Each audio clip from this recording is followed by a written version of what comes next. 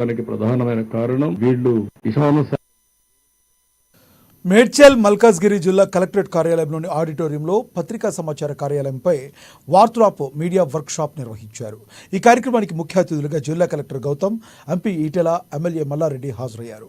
ప్రజల కోసం ప్రభుత్వాలు చేసే ప్రతి సమాచారాన్ని ప్రజలకు తెలిసేలా చూడాలని సూచించారు. మీడియా వర్క్ షాప్ పనిచేస్తుందో, మీడియాకు ఏ విధంగా సమాచారాన్ని అందిస్తుందో, ఎన్ని భాషల్లో సమాచారాన్ని పత్రికలకు, మీడియాకు చేరవేస్తుందో అనే అంశాలపై వారు వివరించారు. ప్రతి ఒక్క జర్నలిస్ట్ ఈ వార్తల యాప్ను సద్వినియోగం చేసుకోవాలని సూచించారు.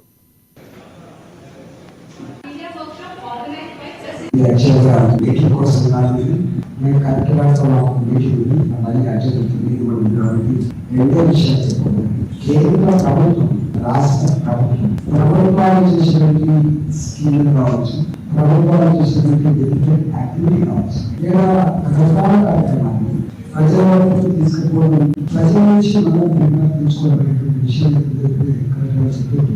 కానీ ఆలోచించాల్సినటువంటి ఈ స్కీములు, ఈ ప్రోగ్రాంలు నేను చేసిన, మా పార్టీ చేసినటువంటి కొత్త కార్యక్రమాలు ప్రభుత్వాల ప్రచారం చేసుకోవాల్సినటువంటి చెప్పి నేను భావిస్తున్నాను. కానీ మా కేంద్రంలో ఈ మామూలు ప్రైవేట్ చాలా ప్రైవేట్ వాళ్ళు తీసుకెళ్ళిన వాళ్ళు ఏ తీసుకెళ్ళి తప్ప ప్రభుత్వ పరంగా చెప్పాల్సిన నిజాలు లేదు, వాస్తవ సంస్థలు లేదు, ఎఫెక్టివ్ గా పోలేటువంటి భావన ఉంది.